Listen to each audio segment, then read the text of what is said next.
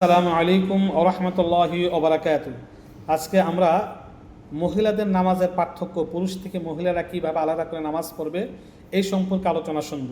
1 number, মহিলাদের নামাজ শুরু করার পূর্বে তার চেহারা ও হাত পা ব্যতীত সকল অঙ্গ প্রত্যঙ্গ ভালো করে কাপড় দিয়ে ঢেকে নিতে হবে। একটা পুরুষের বেলায় সম্পূর্ণ বিপরীত। মহিলাদের নামাজ শুরু করার পূর্বে তার চেহারা হাত পা ব্যতীত সকল অঙ্গ প্রত্যঙ্গ ভালো করে কাপড় দিয়ে ঢেকে নিতে হবে।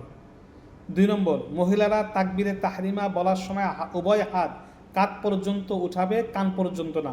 পুরুষরা কানের লতি পর্যন্ত বা কাঁধের উপর পর্যন্ত, কিন্তু মহিলারা কাঁধ পর্যন্ত উঠাবে। মহিলারা তাকবীরে তাহরিমার সময় কাঁধ পর্যন্ত হাত উঠাবে। 3 নম্বর, চাদর ইত্যাদির ভিতর থেকে হাত বের করবে না, হাত বের করবে না। মহিলারা চাদর বা এই ওড়না বা হেজাবের ভিতর থেকে হাত আলাদা বের করবে না, ওটা সহই হাত উঠাবে।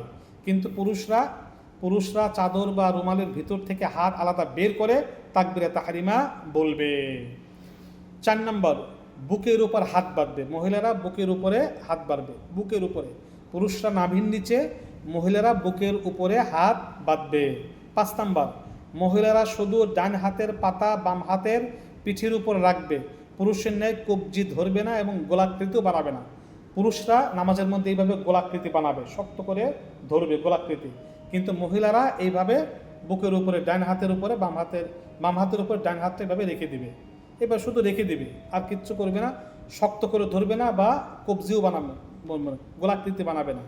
পুরুষরা শক্ত করে ধরবে, গোলাকৃতি বানাবে, কিন্তু মহিলারা শুধু ডান হাতের পাতা বাম হাতের পিঠের উপরে রাখবে, পুরুষের ন্যায় কবজি ধরবে না, গোলাকৃতিও করবে না। ইনশাল্লাহ পরবর্তী ভিডিওতে আমরা এর পরের থেকে আলোচনা শুনবো।